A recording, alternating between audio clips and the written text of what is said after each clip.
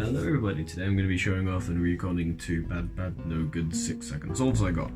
One was on camera, one wasn't. What makes these solves bad is different, but you're just going to have to hang around to find out what it was. Anyway, we'll get right into it. I'll show you this clip as a teaser, but I'll recon the one that was off camera first. Alright, so let's get right into this 6.61 solve, the one that I got off camera. I'm going to put the scramble on screen here, and while you guys pause and go on with that, I'm going to explain my thought process here. So, we see on this axis we have 4 bad on the back and 2 on the front, and I saw an opportunity on EOXXCross. Let me explain. If we just solve these 4 bad here with the B, like so, then what we do is we solve this edge relative to this edge, right? Orange, green, all cool. We also put this red edge over here. Take note of that. What we can then do is fix these 2 cross edges. We can actually align them with a D prime, which will leave us with just these 2 bad edges on front, which we will need to solve with some variation of FUF. In order to do that though, we'll have to bring one of these edges up to the top.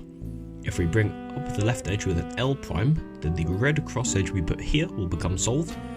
Since we haven't done any U moves yet, this blue edge will still be here. We can do F prime, U prime, F, which will leave it right at the back where we can do B2. So there is just a simple, pure, nothing but EOCross planned. Surely both pairs on the left side won't be solved. So what happened here was a brief moment of panic. I couldn't find a good pair that wasn't front right because I couldn't see any of the pairs on the L side. I checked the L side really quickly, saw they were both solved, panicked, realised that this is a solved corner and the edge is here, keyhole this into the back. From here I can see I know this TSLE case with the corner here will solve and we'll actually get TTLL, and we get an APERM, which is U2 into the APERM algorithm, hopefully executed better than that. Yeah, that's nice. This solve ended up being 32 moves with just 4.8 TPS because of the huge pause I had going into F2L. I was stunned a little bit by the accidental XX EOCross, and I couldn't find the pair quick enough, and I ended up having this huge pause there.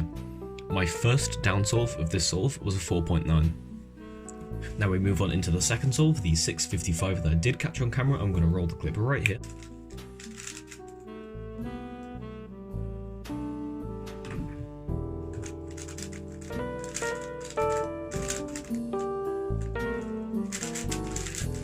Are you kidding me?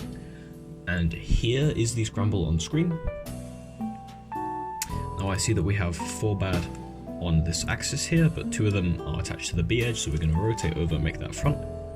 And quite simply we can attach this with an L prime, because then when we solve this with F prime, it will be solved relative to this edge, and also this edge will come in with that L prime to put it here in the first place.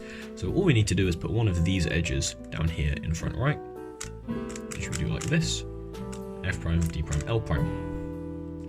Now, this immediately makes a first pair for front left, but somehow, I don't know how, I saw this pair first instead.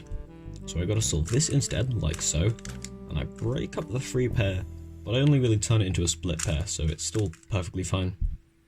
Here, I don't do the cool solution, I just insert it normally. The cool solution is doing something like MBR, like that. It's the exact same solution, but it cancels the R and the L.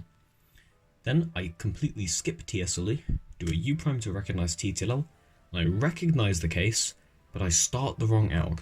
It wasn't a problem with recognition, it wasn't even a problem with recall. I was thinking about the S-slice moves I needed at the start of the alg. I just started doing the wrong one. For reference, the correct alg is this. And I was thinking about, when I recognized the case, how I just need to nail this movement, because the rest is a lot easier. What I then started doing was the alg for this case, which goes like so. Which meant that I had this awkward R prime R, and then I had to do another U, and sort of like so. The actual mistake in the solve cost me approximately 0.6 seconds. I just figured that out by removing the portion of video from when I started the incorrect R prime to when I corrected and started the U to go into the actual alg. There was about 0.6 seconds there, which is unfortunate because that meant this could have been my first sub 6 on camera, but it wasn't meant to be. So those are my bad, no good, terrible 6s. Hope you enjoy that this weekend. Goodbye.